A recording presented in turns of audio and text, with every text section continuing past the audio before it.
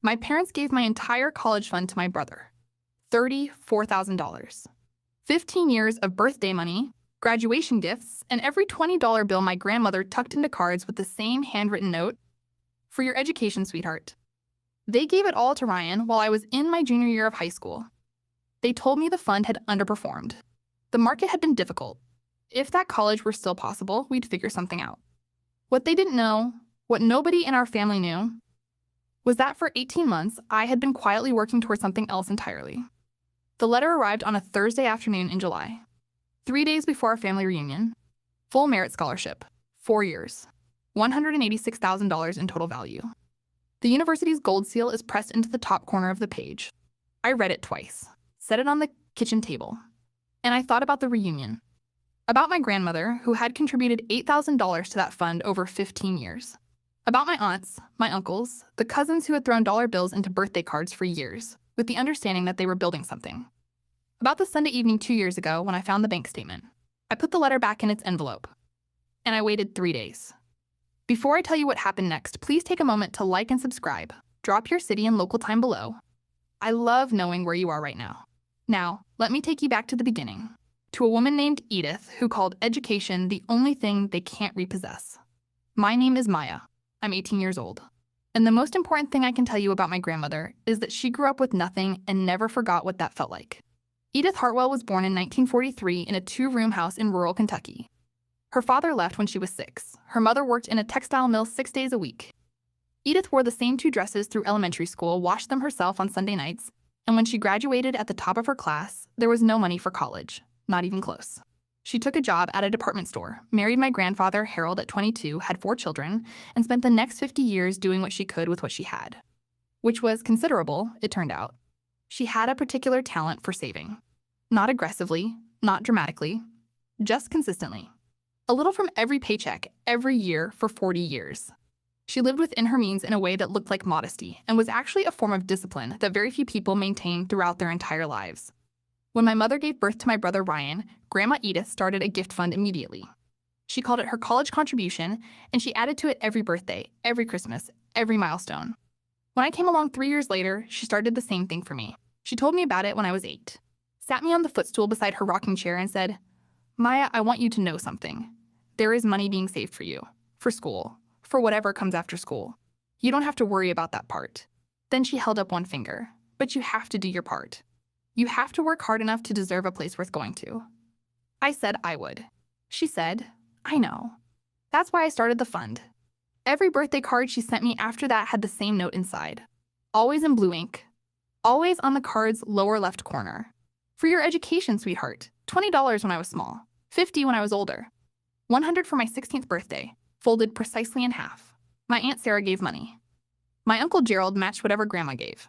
Family friends contributed at my baptism, at milestone birthdays, and at the small graduation party my parents threw when I finished middle school. $34,000 accumulated over 15 years by people who believed they were building something for me. I believed that too. Looking back now, there were signs. The way my father, Glenn, started changing the subject when I asked about the fund after Ryan graduated high school. The way my mother, Carol, began using phrases like "we'll cross that bridge," and "there are always options," and "loans aren't the end of the world" about 2 years before I expected to need the money. The way Ryan bought a new laptop one September, then a piece of equipment for his startup the following spring. And when I asked how he was funding it, my mother said, "Your father is helping him get started." I filed that away. The signs got clearer the summer before my junior year. Ryan's startup, a software company he'd started with 2 friends from college, was struggling. I heard pieces of it through the walls and in the pauses of dinner conversations that stopped when I entered a room. Money was the word underneath everything. My father is on the phone in the garage. My mother was at the kitchen table with a calculator, her hands pressed flat on the surface afterward, the way you press something down that wants to rise. I was 16. I didn't have the vocabulary for what I was sensing, but I had the instinct. And one Sunday afternoon in September, looking for my own birth certificate for a school form, I opened the wrong drawer in my father's filing cabinet. I found the wrong thing, or maybe the right thing. I'm still not sure which. A bank statement. 3 pages, paper clipped together. My name is on the account header. The account I'd been told held my college fund. I stood at the filing cabinet and read the transaction history. The balance as of 12 months ago, $34,218. The balance as of last month, $411. Between those two numbers, one transfer, $33,807, to an account I didn't recognize, dated 7 months earlier. I stood there for a long time. Then I took a photograph of all 3 pages with my phone, put the statement back exactly as I'd found it, closed the drawer, and went to my room. I didn't ask my parents about it. Not then, not yet. I want to tell you exactly what I did in the week after I found that statement, because the sequence mattered. I did not confront my parents. I did not send my brother an accusatory message. I did not call my grandmother in tears. I sat with what I'd found, and I thought about what I actually knew versus what I suspected. What I knew, $33,807 had left my college fund account in a single transfer, 7 months earlier. The recipient account number was printed on the statement. What I suspected, I knew who it went to. I didn't have proof yet. I spent a week thinking. Then I went back to the filing cabinet. I found Ryan's account statements in a folder labeled Our Financial. My father had always organized files alphabetically by the first initial of the person they concerned. Mine was in the same cabinet, 3 folders to the left. I read Ryan's statements carefully. His startup had been bleeding money since month 4. By month 7, the company account was overdrawn. The month after that, a deposit, $33,807. The same number, the same date. I photographed those pages too. Put them back, closed the drawer. Went downstairs and set the table for dinner because it was my night to do that. And I had decided, with a clarity that surprised me, that I was not going to let them know I knew. Not yet. Because knowing and acting are different things. And acting without a plan just gives the other person time to prepare their story. I needed a plan first. That wasn't the worst part of that week. The worst part was the birthday card I found in my own keepsake box while I was organizing my room the following Saturday. Grandma Edith's card from my 16th birthday. The one with the $100 bill inside. For your education, sweetheart. I sat on the edge of my bed and held that card for a long time. She had given that money in trust, not to my parents to manage as they saw fit. In trust for a specific purpose, to a specific person. And so had every relative who dropped $20 and $50 bills into birthday envelopes for 15 years. They had given it to me. The money was gone. But what was left was the question of what I was going to do about it. I made an appointment with my school counselor the following Monday. Miss Patricia Webb had been at Fairfield High for 11 years. She was the kind of person who remembered what you'd told her 6 months ago and brought it up gently when it became relevant. The kind of attention that doesn't announce itself as care but is. I told her everything. The statement. The transfer. The folder in the cabinet. I showed her the photographs on my phone. She was quiet for a moment. Then she said, Maya, I want to ask you something. Have you thought about scholarships? I thought about them the way most students think about winning the lottery. Theoretically possible. Not really for people like me. Miss Webb pulled up a folder on her computer. She said, I've been waiting to show you this for 4 months. I was going to bring it up at your junior planning meeting, but I think you need to see it now. The Whitmore Academic Merit Scholarship. Full 4-year award to any accredited university in the applicant's home state. $186,000 in total value, tuition, housing, materials, everything. Awarded annually to 3 students in the state based on academic record, financial need, and a personal essay. I looked at her. She said, Your GPA is 4.1. Your standardized test scores are in the 94th percentile. You've been in AP coursework since your sophomore year. You qualify to apply. I said, my parents will know if I apply. They'll have to sign financial documentation. Miss Webb shook her head. She said, I've reviewed the terms carefully. You are 17. In this state, scholarship applications for students who turn 18 before the award disbursement date don't require parental signature. You turn 18 in March. The award announcement is in July. I stared at the screen. Then I said I would need financial documentation showing the fund loss. She was quiet. I said, I have photographs of the statements. She looked at me for a long moment. Then she said, bring them in tomorrow. We'll build the application together. And Maya, I'm going to need you to not tell anyone. I said, I understand. She said, this stays between us until the letter arrives. I said, agreed. That was October. The letter arrived the following July. In between, I wrote the best essay of my life. The essay prompt was simple. Describe a challenge you have faced and what it taught you about yourself. I wrote about my grandmother, about the 2-room house in Kentucky, and the textile mill, and the 2 dresses washed on Sunday nights, and the 50 years of consistent discipline, and the birthday cards with the same handwritten note in the lower left corner. I wrote about what education meant to someone who had been denied it, and what it meant to someone for whom that denial had been arranged by the people who were supposed to protect it. I didn't use names. I didn't need to. The committee that read my essay awarded me the scholarship by unanimous vote. Miss Webb called me on a Thursday afternoon in July. She said, "Maya, the letter is in your mailbox right now." I said, "I know." "I've been sitting outside looking at it for 40 minutes. She laughed. Then she said, "What are you going to do with it?" I said, "The family reunion is in 3 days." A pause. Then Miss Webb said, in the tone she used when she already knew the answer, "Who's going to be there?" "Everyone," I said, including Grandma Edith. Including Grandma Edith. The Hartwell-Whitfield family reunion happened every July at my Uncle Gerald's property in western Connecticut. 30-some acres, a barn converted into a gathering space, picnic tables arranged in 2 long rows under oak trees that Gerald's grandfather had planted in 1931. It had been happening every year since before my mother was born. This year, 61 people had confirmed attendance, including every family member who had ever put money into my college fund. I sat on the front step of our house with the letter in its envelope for a long time. Then I went inside and called Miss Webb back. I said, "I need to think through this carefully. Walk me through the options." She said, "Option 1, you inform your parents privately before the reunion. They have time to prepare. The conversation is controlled, contained. Option 2? Option 2 is the reunion." She let that sit. I said, "If I tell them privately, what happens?" She said, "I think you know what happens." I did. My father would have 3 days to construct an explanation. My mother would find a way to reframe $33,000 as a necessary family decision, a temporary measure, a loan to Ryan that would be repaid before I needed it. They would arrive at the reunion with a story already assembled, and the 61 people sitting at those picnic tables would never know what had been done with the money they had given, including Grandma Edith, who had given $8,000 over 15 years, who was 81 years old and had exactly the kind of memory that holds the things that matter. I said, "Miss Webb, my grandmother has a birthday card receipt habit. She keeps carbon copies of every check she writes. She told me once, 'I keep records because records are how you prove what you meant.'" Miss Webb was quiet. I said, "She's going to want to know what happened to what she gave." Miss Webb said, "Then someone should tell her." I said, "Yes." I went upstairs and opened my keepsake box. Found the birthday cards, all of them, going back to my 8th birthday. Each one with the same note in the lower left corner. I photographed everyone and sent the images to my personal email. Then I printed the bank statements. The one showing my account at $34,000. The one showing the transfer. The one showing Ryan's corresponding deposit. I put them in a folder. Paperclipped them in order. Set the folder next to the scholarship letter on my desk. In the 3 days before the reunion, my parents were cheerful. Easy. They talked about who would be there, what food my aunt was bringing, and whether the weather would hold. My father asked, at dinner on Friday night, whether I'd thought any more about community college as a starting point. I said, "I've been thinking about a lot of things, Dad."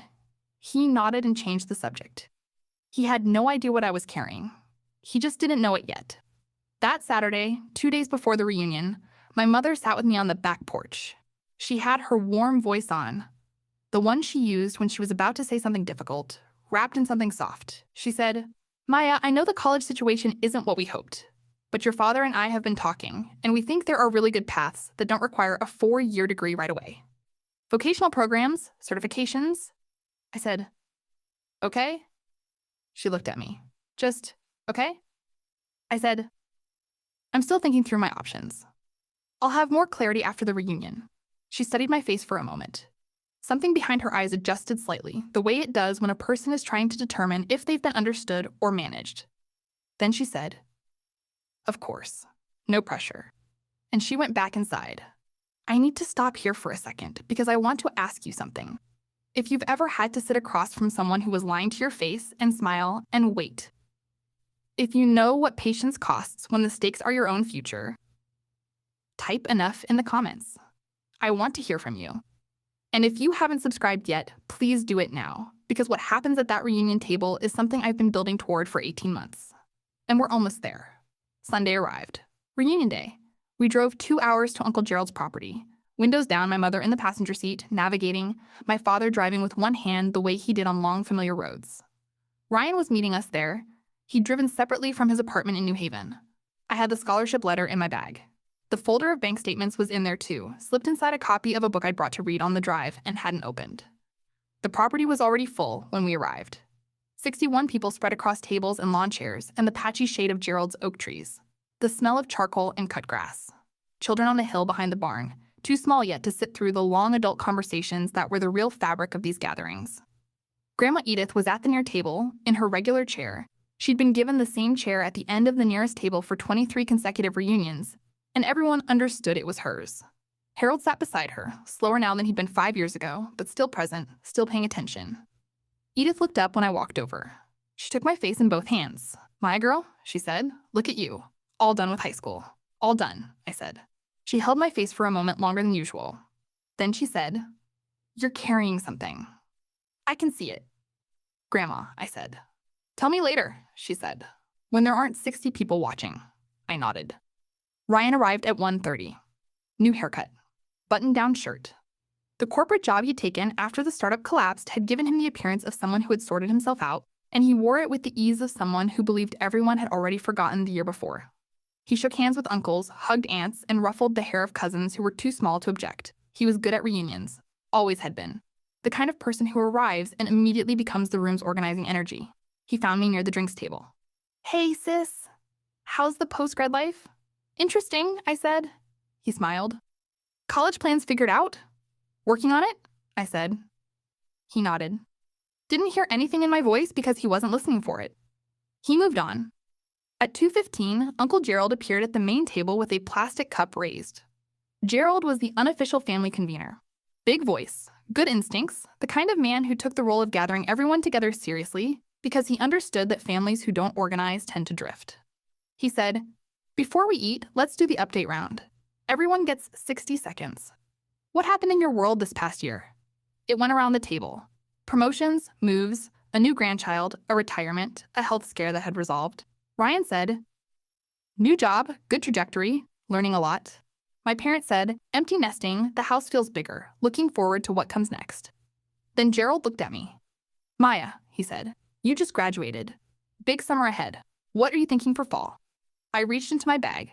The silence at the table was the particular silence of 61 people who have all simultaneously realized that something is about to happen and they don't yet know what. But first, let me tell you about the night before, Saturday night. My childhood bedroom. The scholarship letter on the desk. The folder beside it. I didn't sleep much. Not from anxiety. From something harder to name, the specific weight of knowing that tomorrow would permanently change the way my family understood itself.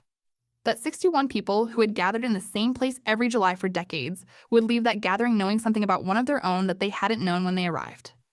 I thought about Grandma Edith. About $8,000 over 15 years. About every birthday card. About the carbon copies she kept in a shoebox under her bed, because records are how you prove what you meant. I thought about what she'd said when I arrived that afternoon. "You're carrying something." She knew. Not the specifics. But she knew. I got up at midnight and went to the kitchen, made tea, sat at the table where I'd done homework for 12 years, and looked at the wall where my parents had measured my height every birthday until I turned 14. The pencil marks still faint on the doorframe. The tears came without warning. Not a collapse. A quiet overflow that I let happen, alone in the kitchen at midnight with the tea going warm. I cried because I had wanted this to be different. Because I had wanted to walk into a family reunion with a scholarship letter and feel only pride, only the clean, uncomplicated satisfaction of having worked for something and gotten it. I cried because that was not the version I was going to get. But wishes are not plans. The plan was already built. It had been built for 18 months. I wiped my face. Went back to my room. Read the scholarship letter one more time, the gold seal slightly raised under my fingers. Read my grandmother's last birthday card. "For your education, sweetheart." Then I put both in my bag, set my alarm, and slept. If someone ever prepared something quietly to protect you, even when they were still alive, even when they couldn't say it directly, I want to hear about it in the comments. And now let me tell you what happened at that table. Gerald said, "Maya, what are you thinking for fall?" I reached into my bag. My hand found the envelope first, then the folder. I set both on the table in front of me. 61 people. Gerald at the head. My parents are 4 seats to my left. Ryan is directly across from me. Grandma Edith was 2 chairs down, watching with the careful attention she brought to anything she thought mattered. I stood up. My voice was steady. It surprised me. I said, "I want to share 2 things. The first is something that arrived on Thursday." I slid the scholarship letter out of the envelope and held it up. The Whitmore Academic Merit Scholarship. Full 4-year award. $186,000. I've been accepted. I start in September. The table erupted. The good kind of eruption. Applause. Gerald laughed and hit the table. Cousins cheering. Harold reached across to squeeze Grandma Edith's hand. My parents were clapping too. My mother's face was genuinely lit. I watched the authentic surprise move through it and understood that she hadn't known. Whatever had happened with the fund, she hadn't known about the scholarship. My father was clapping, but slower. Reading something in my posture made him cautious. When the noise settled, I said, "The second thing is something most of you deserve to know." I opened the folder. I slid the first bank statement to the center of the table. This is the college fund account. My account. The one that held the money you've been contributing to for 15 years. I tapped the balance line. $34,218. 14 months ago. I slid the second page beside the first. $411. Last month. The table was very quiet. I said, $33,807 was transferred out of this account in a single transaction 14 months ago. I set the third page beside the others. The recipient was my brother's personal account. The same week H, the startup ran out of operating capital. I didn't look at Ryan. I didn't look at my father. I looked at my grandmother. Edith was looking at the statements. She was reading them the way she read everything. Carefully, completely, without any performance of the emotion she was feeling. Her hands were flat on the table. Harold had gone very still beside her. Uncle Gerald said, "Glenn, my father's name." One word. My father said, "This isn't the place for..." My mother said, "Glenn." Same word. Different voice. Ryan pushed back from the table. He stood up. His chair scraped the ground. He said, "I'm going to..." Gerald said, "Sit down, Ryan." I had never heard Gerald use that voice with an adult before. The voice that came from being 62 years old and watching someone make a choice he recognized. Ryan sat down. My father looked at the statements. Then he looked at me. And I saw something I had not expected to see. Not rage. Not the cold authority he used when he wanted to end a conversation. Something smaller. Something that looked like a man who had just understood the full distance between what he told himself he was doing and what he actually did. My grandmother's voice came from 2 chairs down. Even. Unhurried. The voice of a woman who has seen things that don't surprise her anymore. She said, "I gave $8,000 to that account, Glenn, over 15 years, because I believed it was going towards something specific." She didn't raise her voice. She didn't need to. She said, "Every person at this table who gave money to Maya's education deserves to know where it went. Not because we want it back, because we gave it in trust. And trust requires honesty about what happened to it." My father opened his mouth. My grandmother looked at him. He closed it. She said, "Maya has a scholarship, which means she built her own future with her own work while you were managing hers without her knowledge. I want you to think about what that means for the next few minutes while I'm still choosing to be civil." 61 people. Complete silence except for the children on the hill, still running in the sunshine, too young to know that something had just shifted at the table below them. The reunion continued. That's the strange truth about families. They continue, even through things that deserve to stop them. Plates were served. Children were called in from the hill. Someone brought out a birthday cake for a cousin who'd turned 40 that week. But the configuration of the table had changed. My Uncle Gerald spent most of the afternoon sitting beside Grandma Edith, speaking quietly. He had given $500 to my fund over the years. His wife, Sarah, had given $300. They were doing the math that every family member who had contributed was quietly doing. Aunt Sarah found me near the drink table and held my hands for a moment without saying anything. Then she said, "Your grandmother is something else. You know that?" "I know," I said. Ryan left at 4 o'clock. Not dramatically. He just got up, said he had a drive, hugged a few cousins, and got in his car. He didn't speak to me before he left. He didn't speak to my parents either, which I thought was the most honest thing he did all day. My father sat at the table for most of the afternoon, not saying much to anyone. My mother moved between conversations with the careful energy of someone trying to hold something together that has already come apart. At 5 o'clock, as people were beginning to pack up, my Uncle Gerald found me by the barn. He said, "I want you to know something. What your father did was wrong. Specifically and clearly wrong. He took money given in trust for a specific purpose and used it for something else without disclosing it. That's not a family decision. That's a breach of trust." I said, "I know." He said, "Your grandmother and I talked this afternoon. She's going to speak to an attorney about what, if any, remedies exist for the people who contributed. I want you to be aware of that conversation." I nodded. He said, And Maya, what you did, the scholarship, the research, showing up here with the evidence in your bag instead of exploding 6 months ago when you found those statements. He shook his head. That took something. I said, it took 18 months. He smiled. Something like pride in his expression that felt different from the kind that gets directed at the easy things, the earned kind.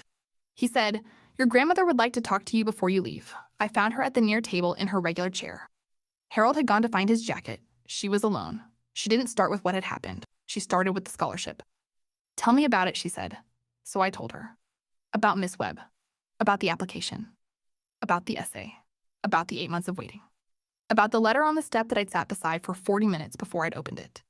She listened the way she always listened, completely, without preparing her response while I was still speaking. When I finished, she was quiet for a moment. Then she said, you wrote about me for the essay, I said. About what education meant to someone who was denied it, and someone it was almost taken from. She looked at her hands. Her weathered hands, the ones that had given me $8,000 over 15 years in $20 and $50 increments, and once, for my 16th birthday, $100 folded precisely in half. She said, I kept records of every check I wrote to that account. I know, I said. She said, Gerald's attorney will want to see them. She looked at me. She said, I'm not doing it to hurt your father. I'm doing it because money given in trust has to be accounted for. That's not revenge. That's honesty. I said, I know the difference. She nodded. Then she said, how does it feel? The scholarship? I thought about that. I said, it feels like proof. Not that I needed anyone else to believe it, but like having it on paper with a seal on it helps me believe it myself. She was quiet. Then she said, that's the most honest thing I've heard all day. She reached into the pocket of her cardigan, pulled out a card. My name is on the front. Her handwriting. She said, I wrote this in April. I didn't know if the scholarship would come through. I just knew you'd done everything right, and I wanted you to have something from me regardless. She pressed it into my hands. I didn't open it there. I saved it for the drive home. My parents and I drove home mostly in silence. My father said, once, somewhere on the highway between Gerald's property and our town, I should have told you. I said, yes. He said, I was going to replace it before you needed it. I said, I needed it the moment it was given to me. It wasn't yours to replace. Nothing else for the next 40 minutes. My mother turned to me when we pulled into our driveway. Her voice was the careful voice she used when she was sorry and had not yet decided how to say it with the right words. She said, I didn't know he was going to do it. I knew he was helping Ryan. I didn't know the full amount. I didn't know it was all of it. I looked at her. I said, did you ask? A long pause. No, she said. I said, I believe you didn't know the details. I'm less sure you didn't know the direction. She didn't argue. In my room that night, I opened Grandma Edith's card. Cream paper. No image. Her handwriting, slightly more careful than usual, was the way it got when she was writing something she wanted to get right. She had written, Maya, I don't know what's coming for you. I don't know what this year will bring or how the things you've worked for will land. What I know is this. You have always done what was asked of you honestly and completely. That's rarer than a scholarship. That's rarer than most things. Whatever comes next, go toward it the same way you've gone toward everything else, with your whole attention and without waiting for permission. All my love, Grandma. Below her signature, in the lower left corner. For your education, sweetheart. I held the card for a long time. Then I put it in the keepsake box with the others. In September, I moved into my dormitory 3 states away. The scholarship covered everything. I carried 2 suitcases and a box of books and the keepsake box, which I put on the shelf above my desk where I could see it while I studied. My mother called on my first night. Short, careful. She asked if I'd arrived safely. I said yes. She said, I'm proud of you, Maya. I want you to know that. I said, I know. She said, I'm working on the rest. I said, I know that too. It wasn't forgiveness. It was a beginning. Those are different things, and I've stopped pretending they aren't. My father called 3 weeks later. His voice was rougher than usual. He said, I thought I was doing the right thing for the family. I understand now that I wasn't. I don't know how to make that right yet, but I'm trying to figure it out. I said, okay. He said, okay, that was September. It's November now. We have had 4 phone calls. They are short. They are imperfect. They are real. That is more than they were before. Ryan called once. He said, I'm going to pay it back. I have a plan. I'm working on it. I said, I know you mean that right now. He was quiet. I said, show me you still mean it in a year. Grandma Edith's attorney sent a formal letter to my father in October, requesting documentation of the fund transfer and accounting for all contributed funds. 7 family members have joined the inquiry. It isn't a legal action. Not yet. It is accountability, which is what my grandmother said it was. Not revenge, but honesty. My father is cooperating. That's something. It's a Tuesday morning in November. My dormitory window faces east. The light comes in early and yellow, the kind that only happens in fall when the angle is just right and the air is cold enough to make the colors sharp. I have a class in an hour, organic chemistry, which I love and which does not care whether my college fund was stolen or whether my parents have learned anything yet, or whether my brother's repayment plan actually materializes. Organic chemistry just needs me to show up and pay attention. I am good at both of those things. I've been thinking about what I learned this year. Not about my father or Ryan or the money. About myself. I learned that evidence matters. That documentation is a form of dignity. The practice of saying, this happened, I can prove it, and I refuse to let it be rewritten. I learned that patience is not the same as passivity. For 18 months, I said nothing to no one except Miss Webb, while I built something that could not be argued with. That restraint wasn't weakness. It was a form of respect for the truth. You build the case before you make the argument. You don't make the argument and hope the case builds itself. I learned something about what my grandmother had understood for 60 years, that education, true education, is the thing that is hardest to take from someone. You can empty an account. You can redirect a fund. You can tell a person that they don't deserve a future and make them half believe it. But if they've been quietly working toward that future anyway, if they've been reading and writing and showing up and building something in the spaces where you thought they were doing nothing, there is a document waiting, with a gold seal pressed into the top right corner. And it is addressed to them, not to you. I didn't win against my family. That's not how it works. You don't win against the people who were supposed to protect you. You just survive them, and rebuild, and carry forward the things they gave you that were worth keeping, and set down the rest carefully rather than throwing it. My grandmother gave me $8,000 over 15 years. More than that, she gave me the example of a life lived with consistent discipline and clear values, and the deep understanding that what you do for someone else's future is the highest form of love available to most of us. My father taught me, by failing at it, what accountability looks like and what it costs to avoid it. Ryan taught me, by his silence at that table, what it looks like when a person runs out of places to hide. Miss Webb taught me that the right person in the right position can change everything with one sentence at the right